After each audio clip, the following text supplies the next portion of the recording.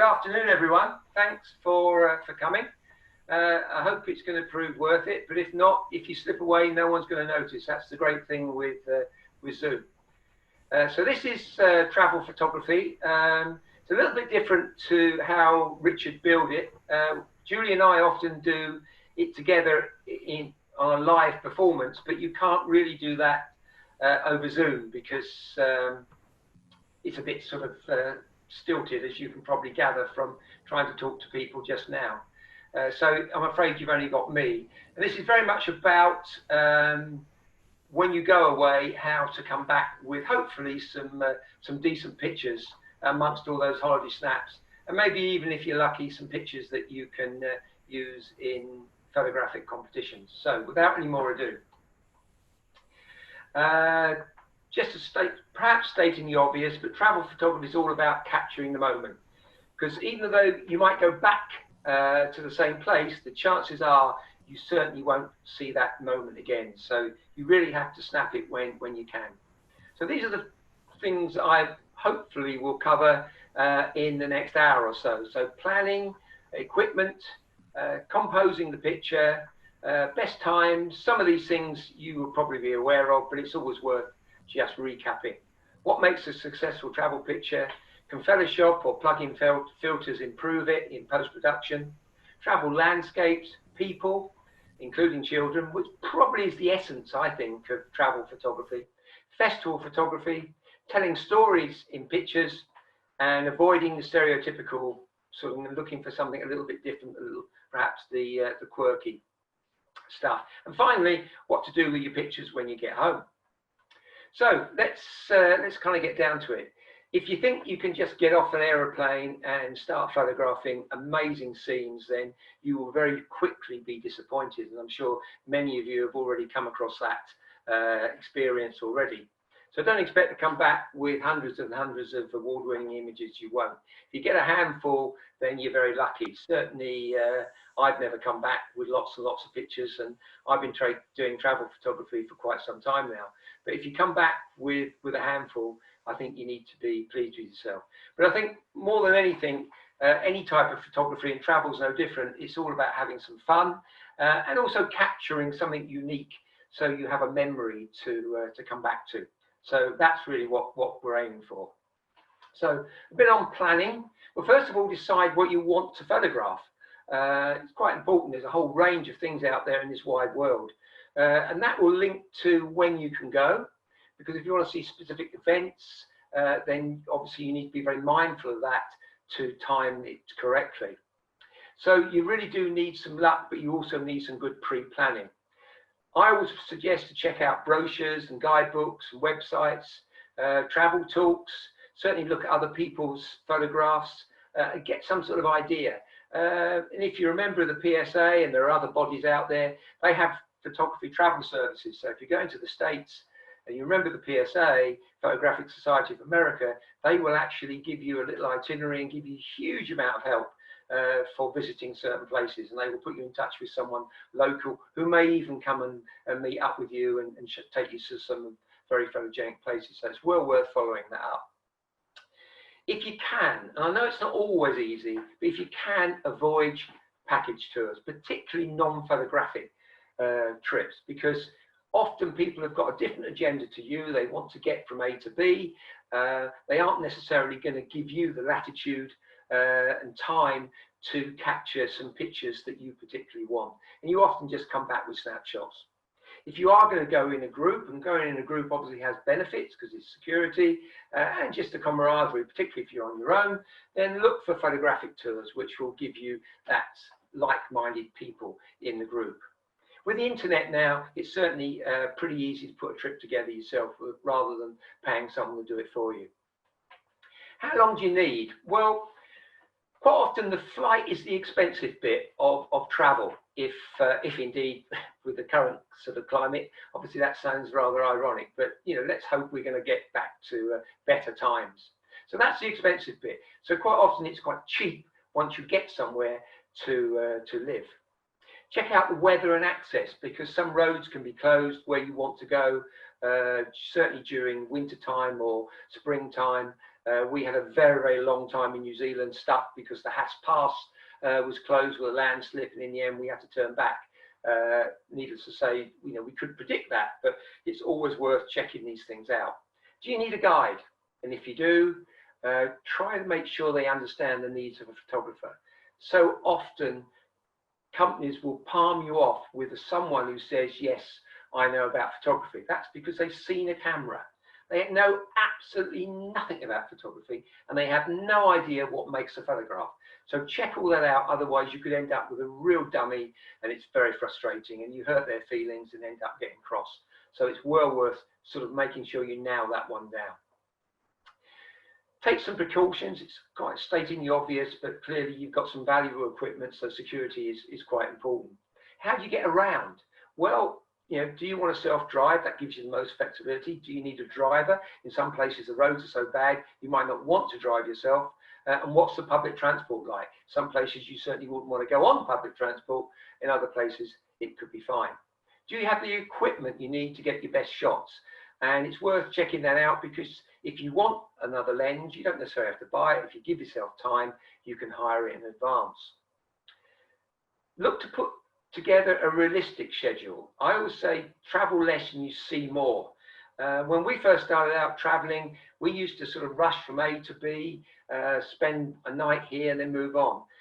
Now, really to get the feel of a place, you really do need to spend a minimum of 3 days, just so you can soak it up, so you can come back with some really meaningful images of the place that you visited. What about accommodation? Well, camper vans make really good accommodation for photographers, because you can be in the right place at the right time, or at least some of the time. Hotels, sometimes it's in the right place, can be fine, or even self-catering, which gives you obviously a lot more flexibility. Some of the best shots, as we all know, we're all taught as we grow up in photography, is at sunrise and sunset. It's worth checking out sunrises and sunsets and the orientation, and there's apps now you can get on your phone which help that process. And finally, check out local taboos. Sometimes people don't like the pictures taken. Sometimes you can't take pictures inside buildings. Sometimes you can take adults but not children. Sometimes you can take children but not babies, and so on. So it's always worth checking that out.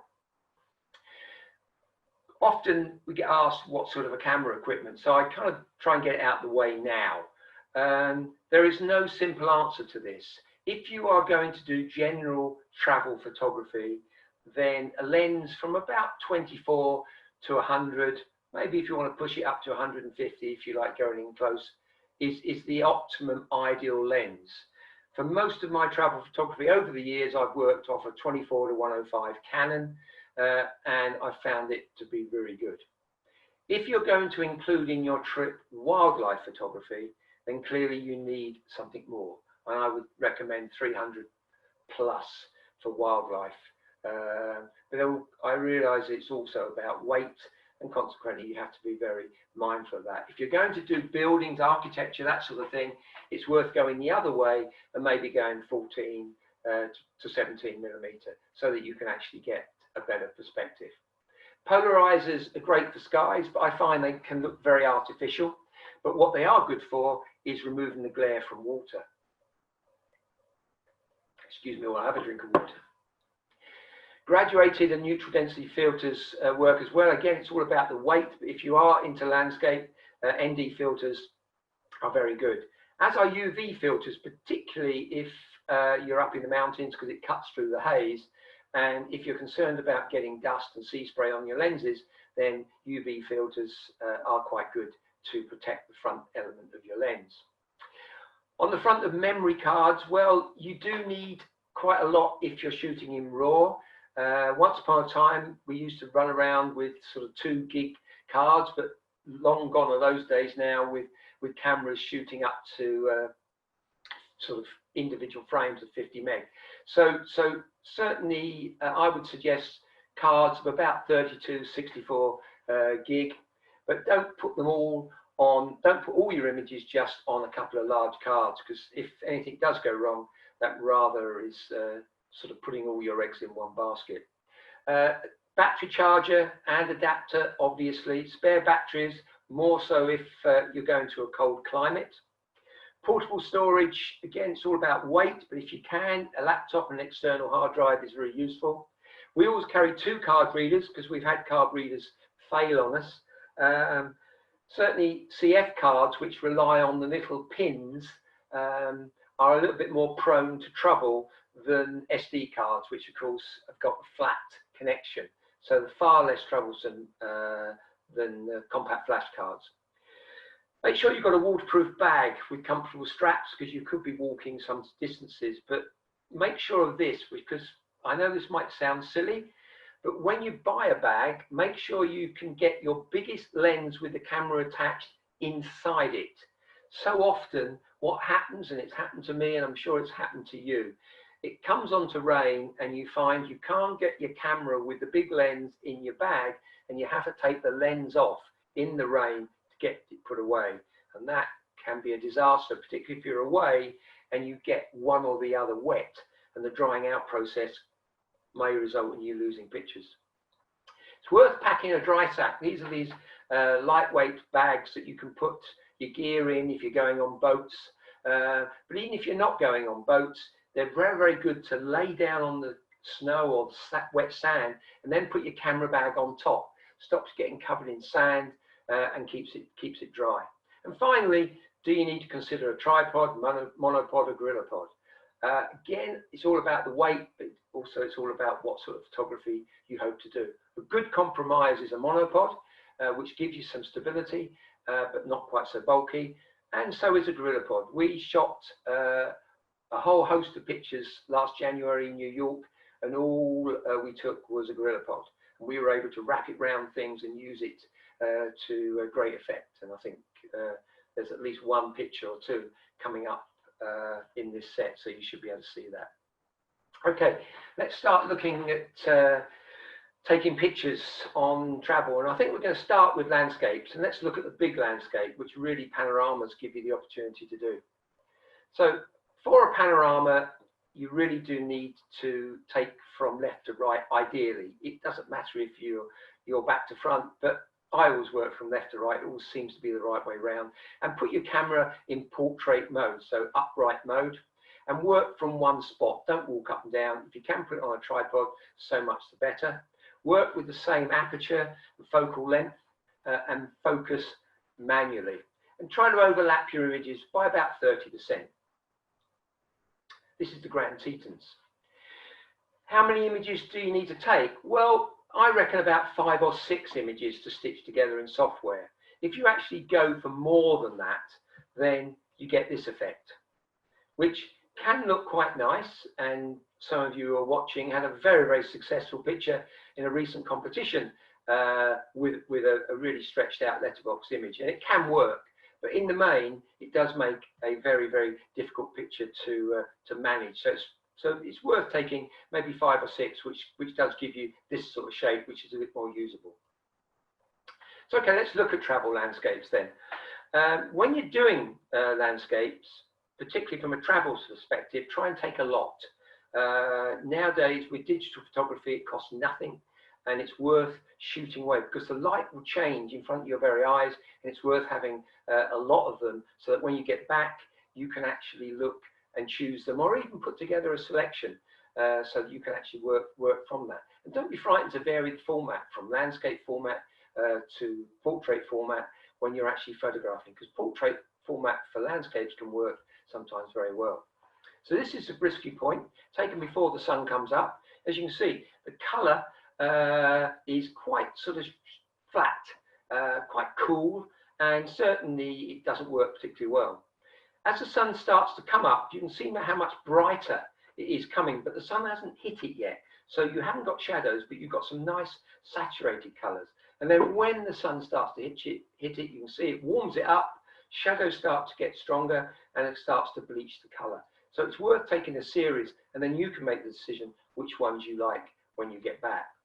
And when you finish doing that, look around, because you will see different pictures, and putting someone in your shot really does add interest to the picture, as well as obviously giving it scale. When you're shooting the landscape, try to get again, a range of focal lengths and get different aspects to it. This is a Death Valley, and then going in a bit closer, as you can see, it gives you the nice shapes of the dune, and then start looking for patterns in the sand, then texture, and then looking for people. Quite often you'll get fellow photographers in the landscape. Here, people make this shot. A straight shot of a glacier is pretty ordinary, and we've all seen them. Here with the people in, it actually does give scale and helps. Here, this is an ice cave, and without that figure, you'd have no idea at all just how big that ice cave is. And this is New Jersey, and I just love the fact that this is the monument, but the fact the photographer's there, to me, just sets the scene. It gives you some idea of how big it is, and it just gives a focal point and adds to the storytelling value. So I think people in your pictures really do add something. Again, you can see this waterfall photographed many, many times, but that single picture of a person taking a shot just gives you an idea of just size of it alone. And it doesn't have to be people, it can be birds. I mean, this is, you know, a big bird, so consequently an albatross is ideal if one's flying by. If you use these sort of pictures in competitions, though, be careful now, because judges have been conditioned to think that any shot like this, the bird's been put in, and they all seem to think the worst rather than the best. But if they went to the Galapagos, they see these albatrosses fly by about every 10 seconds, even more frequent than buses used to be. And again, in the right place, another albatross. This is down in South Atlantic, Drake's Passage, which is very, very rough indeed, but a bird really made it. The wave is great, but the sky is great. Put the elements together, then the albatross flying through just finishes it off. The good old great picture of America with Bryce Canyon, and this raven will pose for you. This raven doesn't ask for money, it's quite free, and it sits around obviously wanting scraps, and when you're lucky it will even look in the right direction, so it really does help the composition with giving some foreground detail. And think about framing. This is a bristlecone pine, which is a native tree to this part of the USA, and again it just adds a bit of frame to the shot rather than a straight shot. Okay, let's look at doing some different effects and other things that we can just to change things around a bit. So this is Provence. Unfortunately, and I'm sure a lot of you have been to Provence for photographing the lavender, you can't always predict when the lavender's out. So although the lavender was out in a lot of the fields we visited, this particular place, which is in a little bit of a valley, hadn't got sufficient warmth and sunshine to bring the lavender on. So consequently, the lavender was, as you can see. But shooting it in infrared, it doesn't matter. It's not. It's beautiful lavender color. The infrared adds a little bit something to it, and you come back with a usable image. This is Dark Hedges, County Antrim, which many people and anyone watching from certainly from Northern Ireland will be very, very familiar with this place. Amazingly photogenic, a little bit ruined because of the Game of Thrones and the coach tours that constantly go down it now, but still an amazingly photogenic place. And in the rain, you get a nice sort of saturation of colours, and of course you can see the reflection. But if you want to use this in a competition, turning it to mono and giving it a sort of otherworldly effect, keeping the car red, certainly makes it far more interesting and far more of a stronger pictorial image. Again, this tells you it's New York, keeping the cab yellow and then just showing you the sort of general scenery you get with all the fire escapes in New York. You don't have to have a title for this. You know it's Greece because of the colour of the blue chair and the white steps. It's just simple pictures, but they just are far more extreme in their storytelling than some other picture that you might put together, which is a lot more complicated. So, as we started off, best time for photographs, we're all told, is 2 hours before sunrise and a couple of hours before sunset, and then obviously a bit before and after. When you're traveling, and you're getting from A to B, you can't always be in the right place at the right time. Doesn't matter how well you work out your schedule, it's just not going to happen. And even when you do get to the right place at the right time, you don't always get a sunrise and you don't always get a sunset. So you need to start thinking about what other things you have at your disposal. Well, certainly you have the strength of composition, you have the skills to actually be able to capture images with strong compositions. Don't throw those away. Keep that constant, because they will, even if the light isn't brilliant, they will often render you good pictures. So don't stop taking your pictures if the light's bad. Just keep taking those pictures. So let's see what we get. So here we are. This is Bagan, Myanmar, or Burma, as it used to be called. And this was supposed to be the most magnificent sunrise. And as you can see, it's misty and quite dull. But with the balloons coming up, it makes an interesting picture. And the fact it is a little bit muted adds a bit more interest to it as well. So not a complete failure. Maybe not as good as a spectacular sunrise, but certainly not a failure. Don't give up. If you get your picture, you frame it up and you think, well, I really want to get that, but there's no light on it. Sometimes it is worth looking at the sky and waiting. Unless you're in a rush and you've got to get a bus, sometimes it's worth waiting. This was really, really dull and uninteresting. And then for about 30 seconds to a minute, shaft of sun illuminated this little chapel in Tuscany and made it all worthwhile. We were out in the Zodiac down in Antarctica, and it was miserable. The bottom of the Zodiac was full of all that ice, just like a kid's slush puppy, except it wasn't that sort of garish, greeny blue colour that they seem to put them on. But certainly it was pretty awful conditions. And there wasn't really much to photograph other than a lot of icebergs. And then suddenly this tern decided to fly through the iceberg, and again just made it a much more interesting picture. This is Olympic National Park, Washington, and again the weather wasn't kind to us. It was pretty overcast, drizzling, and when you go to places quite a long way away, you do feel quite desperate to come back with something. And so we're just walking around, and I happened to spot these stones, and I just thought the stones in the foreground, the hint of the person. Oh, there's a couple of people actually, although they look like they've merged into one, on the beach, and then you can see the sea stacks out to sea, out of focus. I think just makes certainly, it's not a competition picture, but it's it's a nice record of where you've been and what you've seen. But if the sun is behind cloud and it is overcast, there are some things which work really well, and one of them is foliage.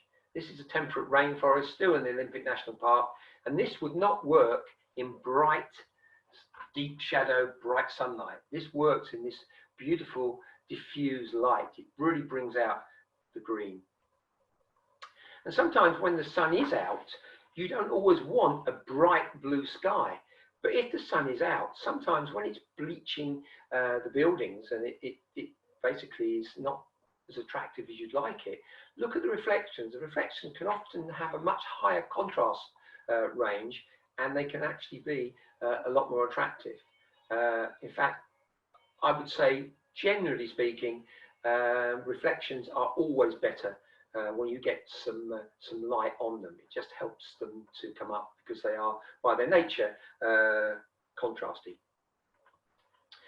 And if you've got a bright day, this is in the Atacama Desert, so no bright sun overhead, no shadows at all, very, very bright day. But what you have here is these beautiful shapes made in the sand, and obviously the bonus is having a few flamingos, but it just proves the point that you don't necessarily have to have low early morning or evening light. Sometimes overhead light like this can just bring out the shapes and the patterns which work and stand alone as a picture.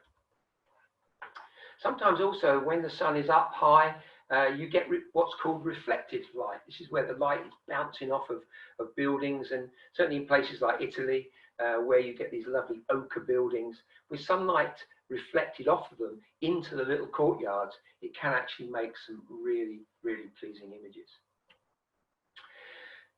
Photography after the sun goes down, or indeed before it comes up.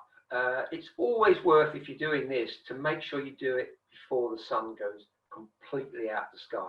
It's always best if you can keep some detail in the sky. It does make a much more interesting picture, and certainly one in which you have something to add to the scene. As you can see here, if this was a completely black sky, it would be nowhere near as interesting. Same with Manhattan skyline. It will eventually go dark, but at this stage you've still got some interest and you can see something beyond those buildings. But it's dark enough so you've still got some light in all the office buildings as well. So it sort of adds two levels of interest. So when the sun's gone completely and it's got dark, then you start getting floodlighting, and these two can make pretty good shots, but minimize the sky, because the sky obviously has no interest whatsoever, unless you happen to be a photographer of night skies, and then it's a whole different subject, and one in which I can't lecture you on. It's worth, if you're going to cities and you are going around at night, to think about taking pictures from the top of buses. You get some quite interesting shots and well worth the effort. Nowadays, I guess most people would take these with their phone. Back in the day, we always used to carry a small portable tiny camera for doing this sort of thing, because once you go out at night, particularly in some cities, you may not want to carry all your camera gear. But nevertheless, it does give you some good pictures to add to your overall portfolio of your travels. The other thing that's quite good at night is the light. Sorry, start again. The air is very still, so that you get good reflections. Very early in the morning, very late at night, certainly when the air becomes very still, you get these beautiful floodlit reflections, and they are certainly worth seeking out. This is in Quito in Ecuador. And in Havana in Cuba, here you get the waves crashing over the seawall, and the light hitting the waves just makes, again, an interesting shot that without that wouldn't make it very interesting. It'd just be an ordinary shot. So well worth, again, even if it's wet, make sure you don't get wet, but look for these more slightly different, interesting shots. This is a nice sunset set in its own right, but it's pretty ordinary. But with the 4x4, it turns it into a usable picture. Nice African sunset, but I think having the vultures, I didn't put them in, but they happen to be in the tree, starting to roost, make the shot. The sun and the tree and the vultures are three elements all coming together. The only thing when you do this sort of thing, it's all about luck, but you do ideally need the vultures in profile, because when they turn their head towards you, you lose the head altogether, and all it looks like is just a bunch of feathers with a knob on top in silhouette. When you're shooting into the sunset, obviously flare is always a problem with us photographers. So it's worth trying a bit of camera movement, or ICM as it's now called. This kind of gives you an interesting picture. It's not for everyone, it's not perfect, but it does disguise the flare, and it just kind of gives you something else to put in that list of pictures that you're bringing back with you. And stormlight. Well, if you're lucky enough to get stormlight when the sun is setting, you quite often are going to get these sort of crepuscular rays, which really do add to any picture. And it's one of those things, if you see it, then you just keep snapping away until you get something that you want. But yeah, it's just a one-off, isn't it, if you're lucky enough to get the nice light. And the other end of the day, early in the morning, it's always worth, if you're going to Tuscany in sort of round about sort of springtime or autumn time, they're the sort of two times when you are likely to get mist after you've had some rain the day before, and you get this beautiful effect. And it's always worth waiting for the mist to clear a little so you can get some foreground detail to help the composition. Let's talk a bit about long exposures. Long exposures now are fairly easy with the number of neutral density filters that are available. I mean, they go from about 6 to 15 stops now. Unbelievable. I don't think personally you need all that in your armory, but you might feel you need it. But I think a lot of things you can capture with just a few seconds. And here's an example of the sea, the tide coming in, and you wait for the tide to come out, and you certainly want a remote release, and you press the shutter as the tide is starting to go out. You get these beautiful lines going out with it. And this was about 3 seconds to capture the sea moving over the rocks. Makes a really nice picture. One or two issues you can get with this type of photography. One is exposure. Very easy to blow the highlights, so very well worth making sure that you correct that. If you shoot in RAW, you can recover in most cases, but it's also worth doing a few test shots just to make sure. And the other is white balance. Sometimes you can get a bit of a blueness with long exposures, and it depends on what sort of white balance. If you use auto white balance, you are perhaps more likely to get the blueness. If you use a custom white balance, it's worth either creating your own custom white balance, or maybe even shooting it in shady or something like that, which will warm it up a bit to avoid that. But of course you can do all of that if you shoot in RAW when you start to process your RAW images. This is a 3-minute exposure of a sunset, and all I'd say is, you know, if you're lucky, and this was luck, you get a good shot. But of course, when you're photographing sunsets and they have a habit of going down, particularly in the Caribbean, quite quickly, then you have to watch out. Otherwise, you may have a sunset without the sun. This is a long exposure to smooth out the water. The water here was not particularly interesting. As you can see, the sky is quite overcast, but by 30 seconds to smooth out the water, it really does make this shot of the Astoria Bridge far more interesting, seeing the old supports for the old bridge still standing there, coming up through that smooth water. Waterfalls work well on a slower shutter speed too, I think. It's not necessarily everyone's opinion, but I think they do. I love the sort of the veil, the silkiness that you get with this slower shutter speed effect. You don't have to go very, very slow, certainly a second or two at the most, sometimes even less, will actually render them very nice indeed. I always think it's worth having something sharp though if you're doing this. So when you've got a waterfall like this, try and focus behind the waterfall, manually focus on the rocks and the weed behind the waterfall. That will, when you're looking at it, then you can actually see that there is sharpness in the picture and it isn't just all soft. This is where the little stopper, this is a 6-stop little stopper, works in 2 ways, because this Nutrograd filter keeps the detail in the sky, and it protects the shadow area in the foreground. So although in fact you've got a slower shutter speed, as you can see, you've got the movement of the boats bobbing up and down, it actually enables you to get a better exposure.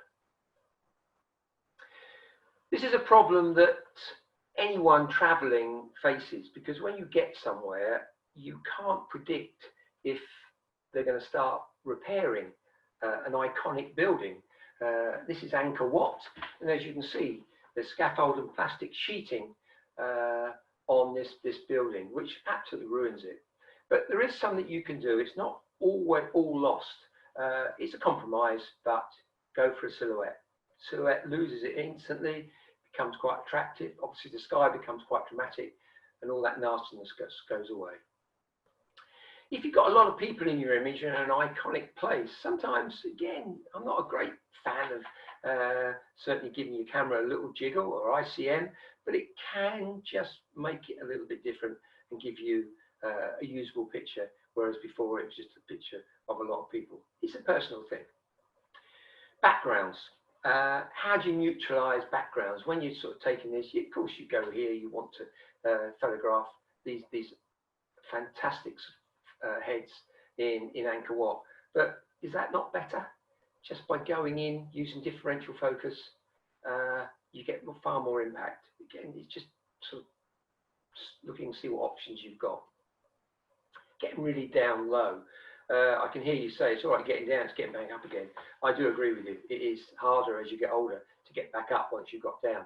That's what tripods are for. If you have got a tripod, you can haul yourself up on it. It always works. But this is, again, something a little bit different. Low level, so using the tree roots to lead your eye in, and obviously that little cloud just helps to finish the shot off. Death Fly, fantastically photogenic place, very, very different. A place where you don't need any sky at all. You just rely upon this salt pan, the dead trees, and using basically the old dried up little rivulets to create a pattern and lead your eye in, using the sort of the dark ochre of the dune as a backdrop. And this is Palouse, Washington at dawn. Again, no sky needed, just position the farmstead in the right place, and I think all the rest just lends itself to it. We're following the lines of the fields. Amazing place if you haven't been to the Palouse in Washington State, that is, not Washington. Interiors. It's always worth doing a few interiors while you're away. There's a few rules. Sometimes you're not allowed to use flash, so it's worth thinking about. But quite often flash can ruin pictures anyway. So if you have got a tripod or something firm, certainly you'll need it for doing interiors. Here's an interior which really just needs a focal point. So the ideal thing is to set up, if you've got a tripod, put your camera on a tripod and just wait, because with these sort of places, quite often these are young nuns. They will come walking through.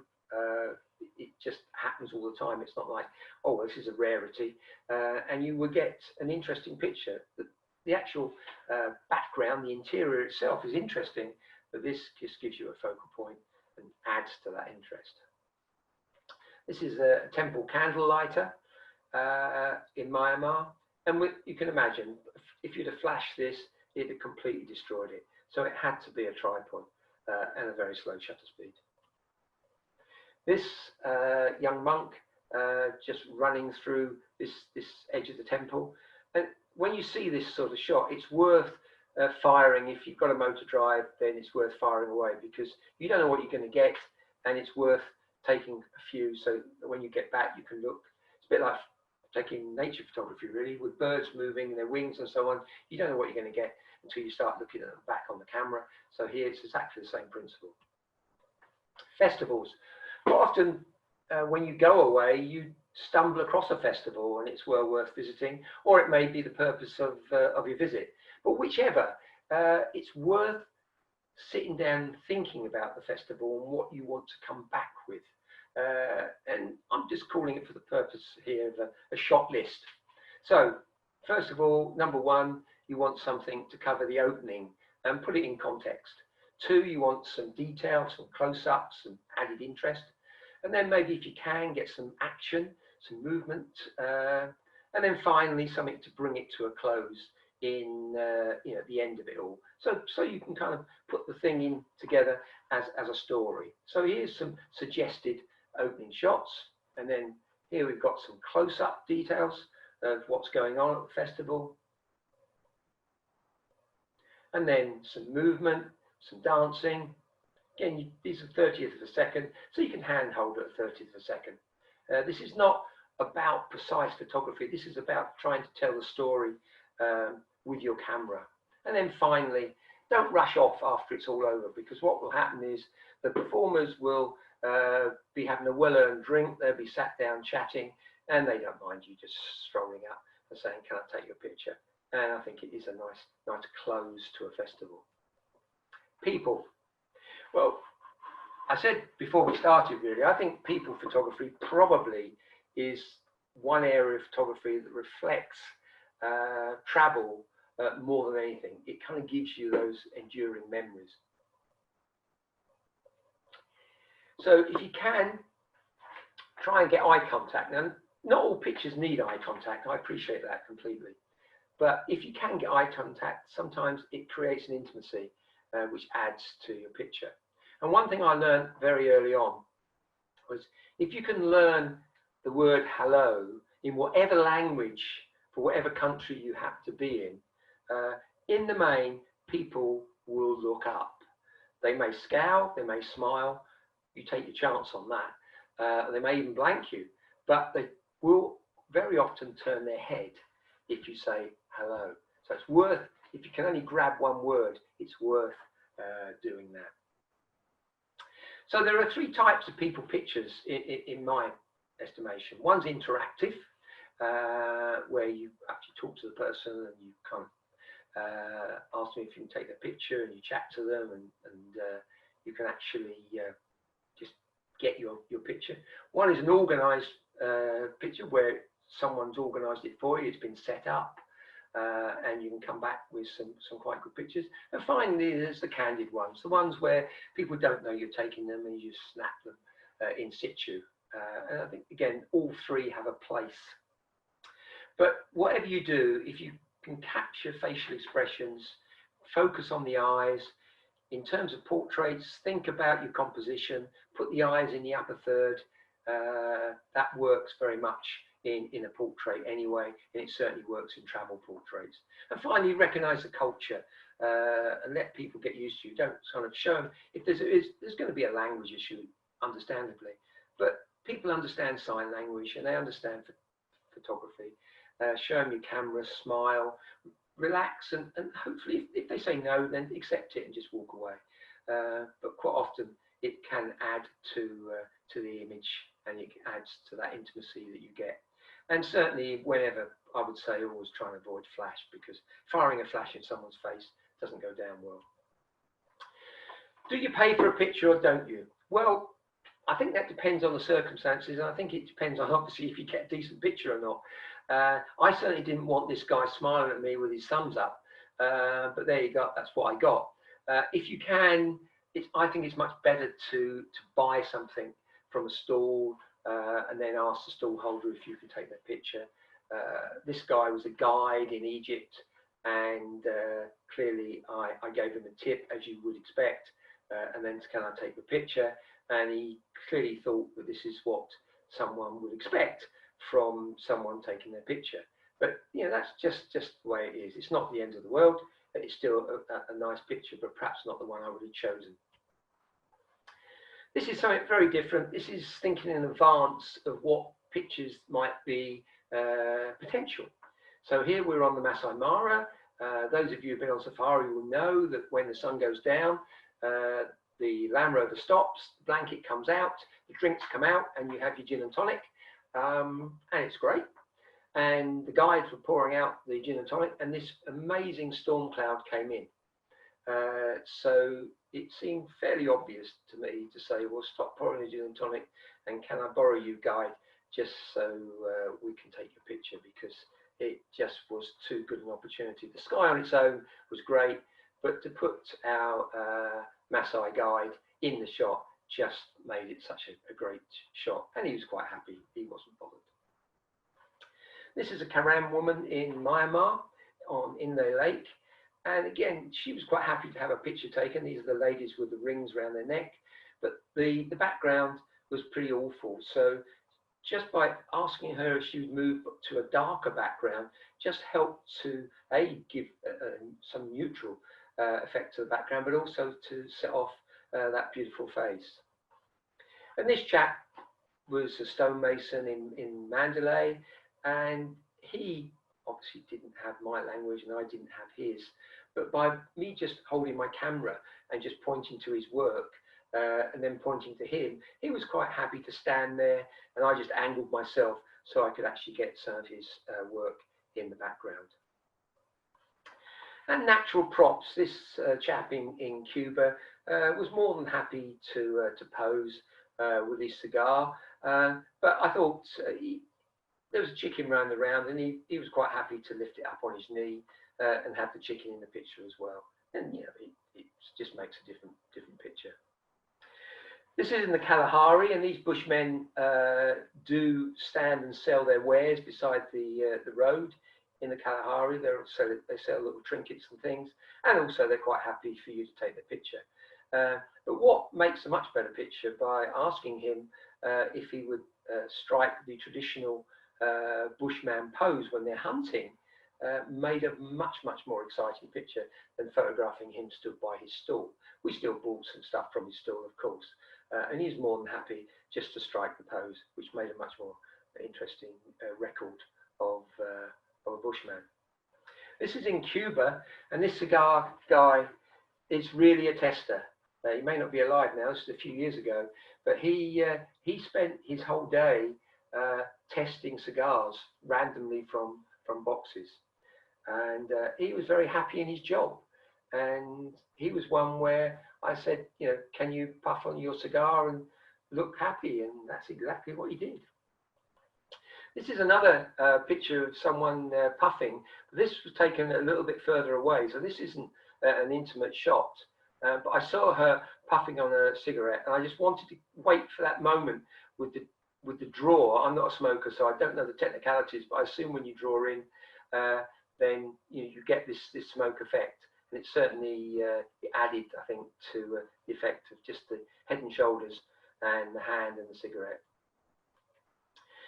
This is in Cambodia, and these ladies were in, I think it's a mother and daughter, were picking in the rice fields, and they were quite, not nervous, but they were quite apprehensive of a white person. There was no one else around. It was just Julie and I, and the guy who was driving the tuk-tuk, and we asked him to stop. And so kind of went up, and I just showed him my camera and smiled, and spoke words that they didn't understand. And basically don't be frightened to make a fool of yourself, because they're quite happy people, and they're quite happy.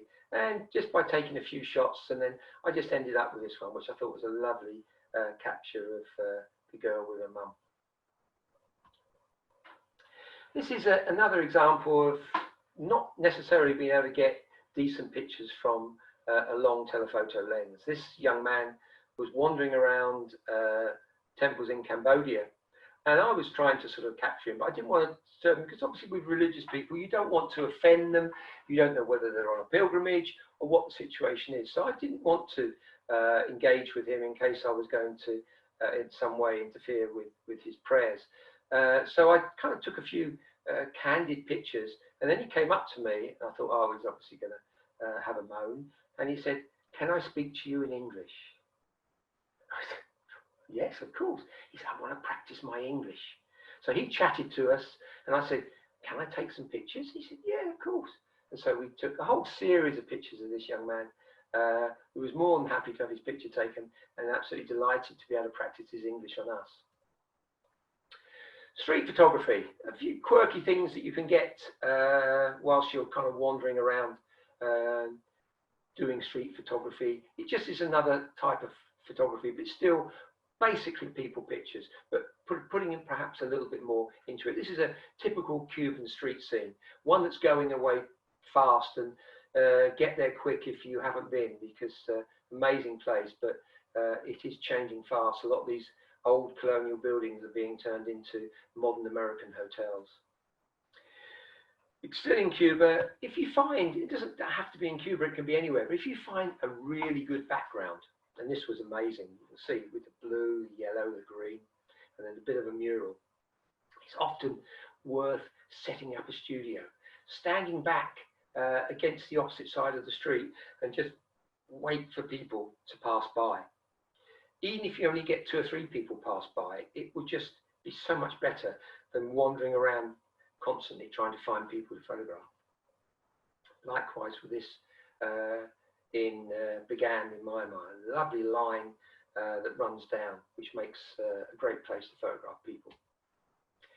A lot of images can be candid, as I said earlier, or reportage type photography, but you do have to be quick.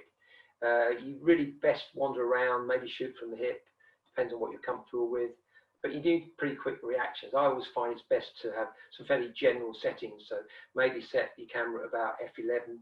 Don't worry too much about depth of field, because you want to make sure you've got enough things in focus, and then just take it and then crop later.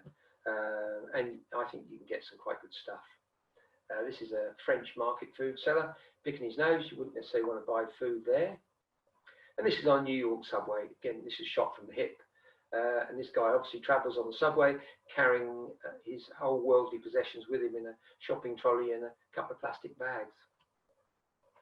This is a taxi driver. I stuck the camera actually through the back window. He'd just taken a fare and he just dropped him off. As you can see, he's still got the money. And I just poked my camera through and got the shot. He turned round afterwards and I just said, thank you. He just drove off. So I wouldn't want to pick a fight with him though. This is a lovely little moment in one of the monasteries where one of the young monks, he was obviously reading, but it just stopped for a moment. He wasn't looking at me, he was just literally looking out the window. And I thought, what a serene moment, beautiful. You couldn't pose that. Again, not pose. This is a lady selling flowers at one of the temples in Began, and just nice face and the beautiful sort of ochre walls around the temple walls. It just really just puts her into a lovely pictorial composition. This is a monk asleep. Again, not pose, but what I did was get down low, get in a lower angle so the line of the hammock cut through. I thought that just made an interesting picture, a different angle. There's a couple of guys in a French cafe. I just love the look on the guy opposite who's having a chat over his coffee. I wanted to include the coffee cup and just a little bit of the other person, so again, it adds to the story. This is a guy entertaining at a cafe in Cuba, and I just loved his cheeks. And every now and again, when obviously he was reaching top note, those cheeks would be really puffed out. So it's just a question of waiting for the moment and then just pressing the shutter. And sometimes people actually ask to have their pictures taken. Believe it or believe it not, I was photographing the graffiti on the wall behind these two young girls. And they walked past and said, wouldn't you like to take our picture? How could I not oblige? And these young lads likewise wanted their picture taken, but it was really quite a scruffy, slummy area. And then there was this painted wall with all this kind of bright graffiti on. So I just asked them if they would stand there. I didn't pose them, they posed themselves, but just made an interesting picture. If you go to Venice, don't go for the carnival. Well, unless you like to crowds and you like to be sort of crowded and move along at about, you know, one foot every half an hour, because it is very difficult to get around.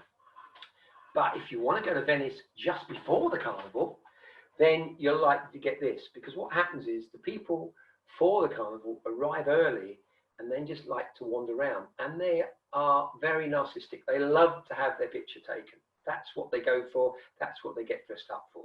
And they're more than happy for you to ask them to pose by some iconic building or scene like this. So well worth going, but try and go a week or two before the carnival itself. Low angles. If you want to get people pictures and you want to avoid other people in the background or distracting things, it's always worth going down on one knee in front of someone. That can be quite difficult depending on who they are. I wouldn't recommend it for everyone. But in this case, this elderly monk wasn't going to be a threat to me, and clearly I didn't look a threat to him.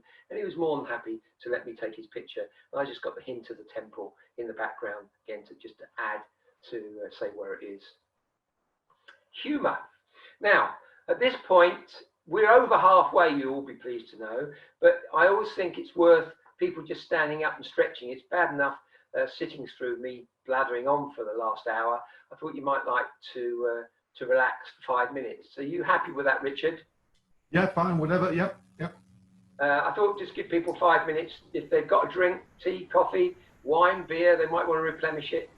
And it just give a break. So I'll stop and then I'll resume in 5 minutes. So I make it 25 past 4 if everyone. So we'll resume at 4:30 if everyone's happy. Yep. Right. Okay. Humour. Humour in any photography clearly is worth pursuing because you get some really interesting shots. But in travel, when you're around and about, you'd be amazed at the sort of things you see. This was in Arequipa in Peru, and I couldn't believe my eyes when I saw this taxi whizzing around the corner with this coffin sliding from one side to the other. At one point, I did think it was going to fall out. I did chase it as far as I could because I just thought it's going to make an amazing picture if it falls out, particularly if there's someone in it.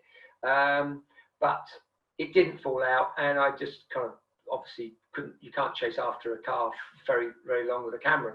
But as you can see, you won't get necessarily good backgrounds. So in terms of pictorial quality, there's a huge amount of judge bait in this, but for humor, it will tick a few boxes because you don't often see taxis run around with coffins hanging out the back.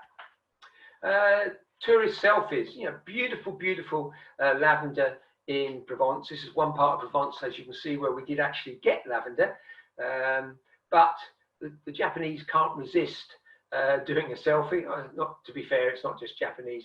A lot of people like doing selfies. I loathe them myself, but I just thought it made an interesting picture of her doing the selfie.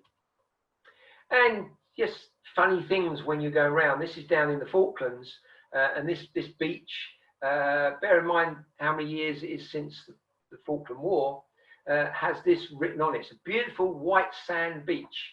Probably no mines, and then just in the foreground, walking up from the beach, is a Magellan penguin. I just thought the two elements together. I call it penguin bomb disposal. Just thought it was great. This is in America. This was, I think, this was in Oregon, and we were driving along with a couple of friends of ours, and we came across this sign, and you can't not resist photographing this population sign. People 38, dogs 20, cats 17, horses 11. Just fantastic. And this is not in the same place, but certainly still in Oregon. Someone obviously got a sense of humour.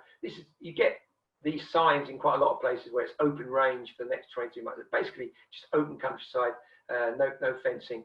And someone's put a range cooker. Just thought it was priceless. And this is the fire station. With a big sign saying no fires. Just great stuff. I love this guy. Call his admiration. Taken picture in Florence. And this is up in the mountains in the north of Vietnam, and they were just piling on the pigs. Just things that you see. And I call this women's live Vietnam style. You can see that he's obviously loaded down, just carrying a piece of wood, and she's carrying all these plastic containers, which are full. She is coming from the market, not going to. They must weigh a lot. And they're not full of water, they're full of moonshine. They buy, and up in the mountains, they use a lot of moonshine. Photographing children. Well, in many, many countries, it's quite acceptable, certainly unlike our own. And children love to have their picture taken, and they love you to show them their picture on the back of the camera. So it's well worth taking pictures just to see their little faces, see themselves. Because many kiddies, certainly in some remote places, have never seen a picture of themselves. Here's a couple of sisters. Just thought, how beautiful that she's quite wary of me, clearly, but I love the protective arm she's got around her little sister. And this little girl, this is in Yangon railway station. Just love the framing of the window of the train carriage. Just really, really helpful. And then what really makes it is this beautiful reflected light, which is sort of coming back into her eyes. This is a school in Myanmar. And just getting down low so you get this nice low angle, I think works. And if you're going to go to some far-flung places, it's worth taking some things for the children. It depends on where you go, obviously it depends on what you take, from pens, sweets, and balloons. And balloons are very light, they're very easy to transport. And as long as you've got some puff, because you won't find any airline to blow them up very easily, then they will amuse the kids. They will get tremendous pleasure out of them. And it certainly gives you some interesting shots. So well worth taking some balloons. What to leave in and what to leave out. This is some railway children. They actually live, these families live in extreme poverty on the railway station and on the lines. And many of them have no clothes on at all. And again, you just have to take a view. to sort of be a little bit discreet on what you want to photograph and what you don't. They don't mind. They have no problem with you photographing them. But so I think it's just a question of your own idea of what you want to photograph. But I couldn't resist this little lad picking his nose. And this young girl was left in charge of a stall in Ecuador, and her face tells it all. She wasn't a happy bunny being left in charge by her parents. And this little girl was in a temple in Bagan in Myanmar, and I don't care, I'll make a fool of myself if I get a picture like this. So this is as a result of a peekaboo with this beautiful little girl. And this lady, obviously the mum, was praying in the temple, and her little daughter clearly wasn't quite so enthusiastic about prayers, and so was looking around. So I just said hello in the language now, and I can't remember now what it is in Burmese, so which I apologise. I used to know it, and I used to be able to say it, but I can't remember it. Doesn't matter. You can always look it up afterwards. But I said it, and this little baby girl turned around. This young man sadly hasn't the use of his legs, so he spent all his time in this hammock effect until he went to bed, watching his siblings playing. It's heartbreaking. I just love the look on his face. He was basically looking past me, almost through me. And this little girl had just collected her lunch. Clearly, they don't worry too much about washing your hands before you have a meal in some of these poor remote villages where it's very, very basic. But I just love the eyes, and again, the trying to get children or get anyone you're photographing into some shadow rather than getting direct light really does improve the image. This is sibling curiosity, and these kids are again in Cambodia. This is the stilt buildings. You can see they're about 30 feet up to allow for when the water comes in, it fills it up, and then they get around in boat. But whilst the dry season is on, they get around on foot and have to climb up. And they don't seem to worry too much about health and safety. As you can see, there's no sort of rail to stop anyone falling out should they want. But again, the curiosity sometimes does lend to taking pictures. But it's always worth giving sweets so that you've given something. But if you do want to get some good pictures, try and get them before you give out the sweets, because once you've given out the sweets, the children will grab them and all disappear. I just literally grabbed this shot of this little girl who took a sweets for her little brother, and I just got the shot of the two of them. But certainly they will all scuttle off once they've got their sweeties. Mums love you to admire the kids too, so don't be afraid to say, you know, what a beautiful child, and smile and look at the child. They will know exactly what you mean. Marketplaces, they're great places to take pictures, and certainly it's the same principle, I guess, as candid photography. You really do need to have a wideish angle lens, pre-focus, good depth of field, and just snap away and then crop them out later, because you won't really have a lot of opportunity. And people will get a little bit nervous, and you will make them freeze, and you won't get natural shots. So it's better to get your shots rather than frame them all up and take a lot of time over them and then get something that looks artificial. Open air markets are better for light, so you don't have to have such high ISOs, but you do get very harsh shadows. So ideally, if you can look for reflected light or shade, it's much better.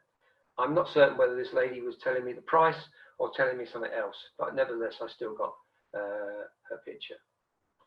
Photographing people at work or in their environment is also great to add to your portfolio. This is up in the mountains of Ecuador, and this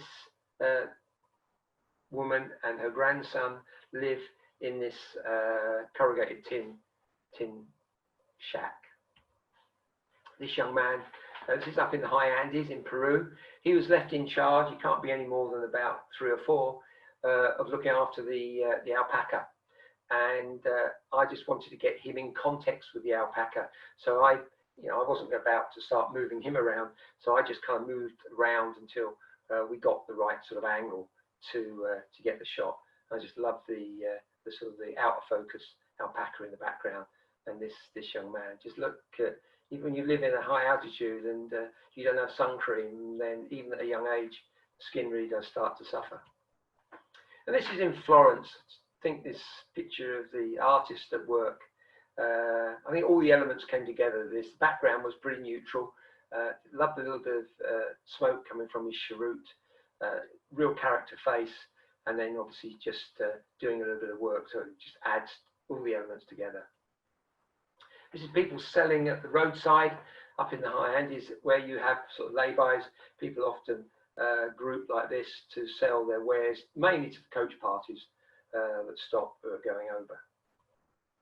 And this is in Hoi An in Vietnam, and they were working in the paddy fields. And again, same old trick.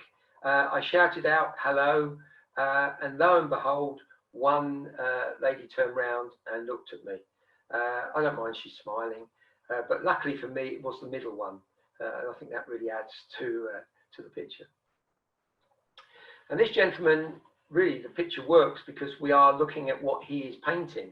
But when you look closer and you see what he is painting, and you look at the actual scene, the mind boggles, because his interpretation is very different to that of most of us, but it still makes an interesting picture. This is in Egypt, Valley of the Kings. This is one of the guides to one of the tombs. And always keep looking, because when I took this shot, there was a much more interesting shot actually over to the right. And there's these two guys walking up through the Valley of the Kings, which I thought was a more interesting picture than seeing the guy just sat by the door. This is in North Vietnam. I call this a patriot because this young woman was the matriarch of the household. And in Vietnam, they have to have both the flag and the picture of Uncle Ho hanging up. And she was very proud that I was able to take a picture of her sitting in the chair underneath both of those. And I thought it just completed, again, the scene, really. This is just a different angle. This is one of the boats that go up and down the Nile, and just laid down, literally, with the camera, and got a shot looking up, which I thought worked better. Never miss an opportunity.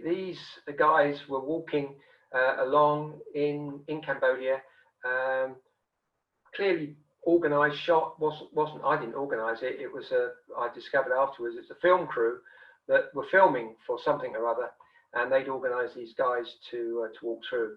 We were going past in a little tuk-tuk, jumped out, and we took a few pictures. We got told off, and then apologised, and then they just smiled and said clear off, but came back with some quite good shots, so why worry. This is called transporting bamboo, and this is Mandalay in Myanmar. You can see a good depth of field used here because you wanted to be able to show the shantytown that these folks live in, and this is what they do all day long. They move this bamboo up to the road where there are trucks waiting to take it away, and it's used for scaffolding primarily in this part of the world. This is net fishing. This is fairly commonplace in Mandalay and around, but it's worth waiting for a bit of a pattern with the net. As the net goes out, if you can get a bit of a pattern with your shot, then it just makes it more interesting, certainly compositionally and photographically. This is in Hanoi in Vietnam. I just love this girl's, what the weight of this china was, the mind boggles. It's certainly not plastic, it is all china, and it's all loaded and strapped onto the bicycle. I think by just including all the hurly-burly of the background just helps the storytelling. And this is the Boots Chemist in Vietnam. Irresistible, really, for a photograph. And this, another low angle. I asked the chap if I can take his picture. He didn't mind, and I said, just carry on. So he carried on painting. So low angle with him working, and then the pictures in the background. This is a basket fisherman on Inlay Lake. And when you get some shots, try and get a few. So got the nice shot that sets him in the landscape, and then go in and get a close-up as well. So you kind of add to what you've got when you want to sort of tell the story back when you get back home.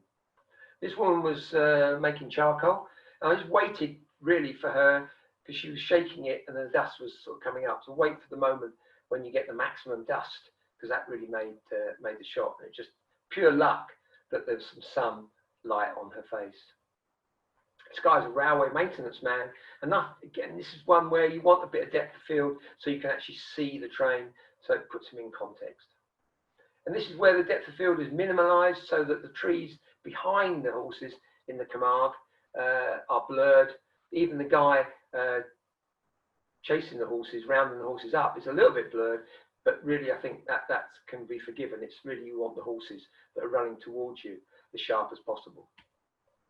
This guy was selling cherries in Oregon, and we passed by, and he only had one punnet of cherries left, and he was quite happy to allow us to move the punnet into the centre and then have his picture taken. And of course it works that way, and of course we did buy the cherries afterwards.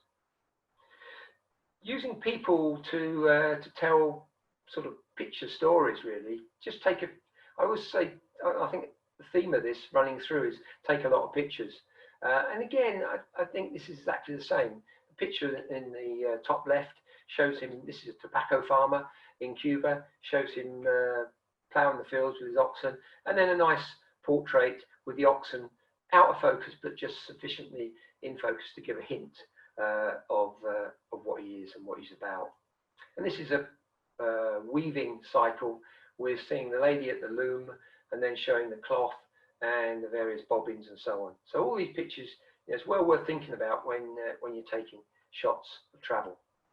And a balloon trip. This is the start. This is in Namibia. Start early in the morning before the sun's up.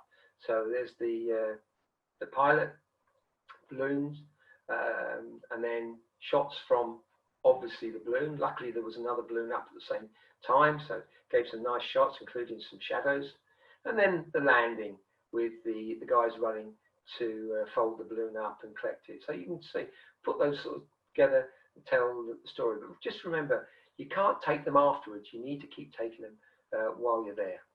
Okay, let's finish up with a few patterns and details that can kind of finish off your whole portfolio of travel images. So abstract pictures, I think they're gorgeous. These sort of pictures are very, very easy, just a question of looking around. I took this as we landed in that balloon that you saw in the earlier shot.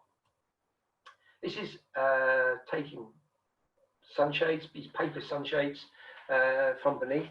You don't always have to lie down. In this, I just laid the camera on its back and put it on a self-timer, and took the shot, and then took a couple until I got it right. So and took it fairly wide, so I then could crop into it to get what I wanted. She's using a bit of gondola detail, and then against an out of focus reflection. Some balloons, just in a simple picture in balloons in a shop window in Venice. And these masks, if you can sort of get a nice oblique angle, makes them so much more interesting than just shooting straight on. And this is a bit of detail of a building. This is the 9/11 Museum in New York.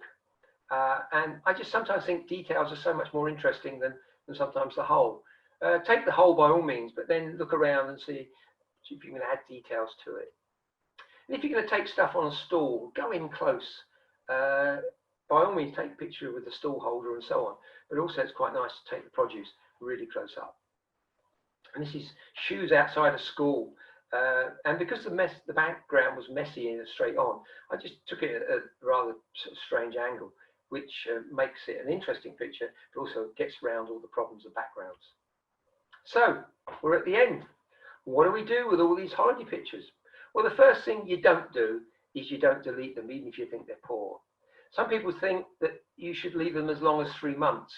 That way, all the emotion of the holiday is subsided. Because what often happens is you come back with your pictures and you've got all these kind of memories, and you look at your pictures and you think your pictures don't live up to the memories that you have.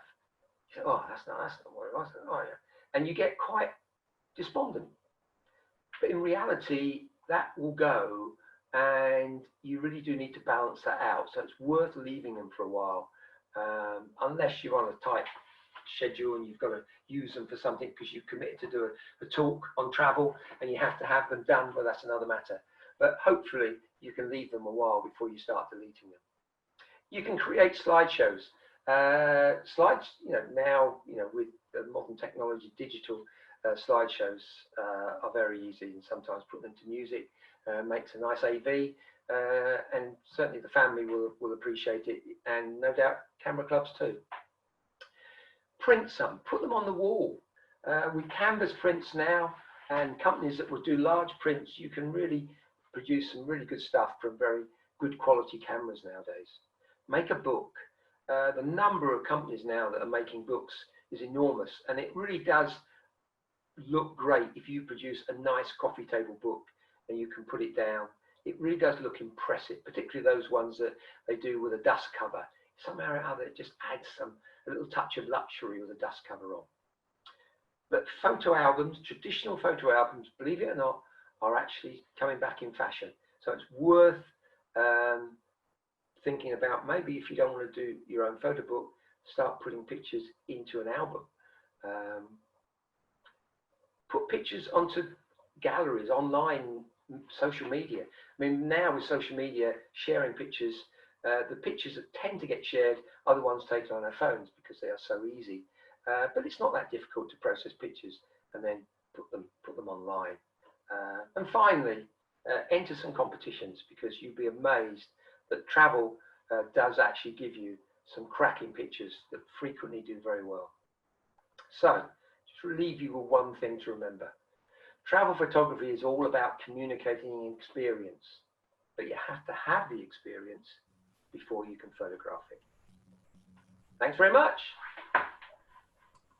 Thank you. Thanks. I'll unshare. Hopefully. Wait, there you go.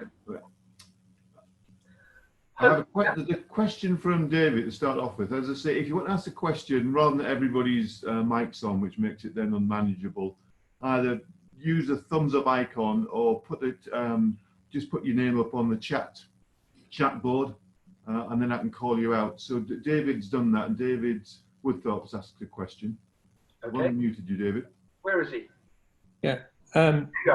Yeah, Helen, right at the start of your presentation, referred to a phone app, which is useful for determining exposures and what have you. And I don't know this app. And I can't quote it off the top of my head, David, but if you, I will actually send it to you if you wish. But if you actually Googled phone apps for identifying where the sun is, you will get a lot of them come up. There's quite a lot of apps that will tell you where the orientation of the sun and so forth. There's another app, and there's also the second app that you can get, which is for neutral density filters. You're referring to the sun or the neutral density one? Well, it was the neutral density filter, the one, but the sun one's interesting as well. I mean, I know that. Well, the neutral density one, Lee Filters produce an app. So if you just go for Lee Filters produce an app which is free for download to whether it's a iPhone or whether it's an Android. You can get one, and you just obviously put in the details, and it tells you what the exposure should be, or length of exposure, basically. Brilliant, thanks. Sorry, the app is TPE. Thank you, Bob. TPE. Just type in TPE. Thanks. I need you as my manager, Bob. Which I think is short for the photographer's ephemeris, isn't it? That's right. Yeah. That's right. Sorry, I'll now have to step on. I've got a couple of phone calls to make here. Thank you very much. That was very good this afternoon. That certainly lifted my mind of what has been happening with the club throughout the day. Okay. Thank you very much indeed. Thanks for coming, Bob. Appreciate it, mate. Alan, I've got a question. Yeah. Oh, hi, Ross. I didn't see you down there. Not far away. How do we make enough money to afford all these trips all over the world? Well, you have to work. I worked from the age of 18 to 59 without a break. So that was part of it. I've only got 3 years left then. There you go. So hope you've got a big stash ready for travelling. I'm not doing very well, I have to say. So I have to do a heck of a lot of earning in the last 3 years. Well, you've spent it all on studios and models. No, yeah, you're right. Anyone else? Can I ask or answer, should I say? I think you've satisfactorily fed everyone with all the information they could possibly want, Alan, in truth. There's a hell of a lot of tips and techniques there that you've given initially, but the range of images that you've shown everybody, I mean, it's been superb. It's been a real enjoyable afternoon, and I'm grateful to you for doing it. I mean, you clearly put a lot of work in it. I know you've had to change lots of, you know. It's cut down quite a bit from the talk that's done live, and also obviously I put more words into it so that it makes it a bit interesting, because you don't just want to listen to my voice, you can actually see something. But it's an interesting experience doing Zoom. While you're actually doing it, it is actually like talking to yourself in a locked room, because there's no interaction at all. But it's nice that there are people out there.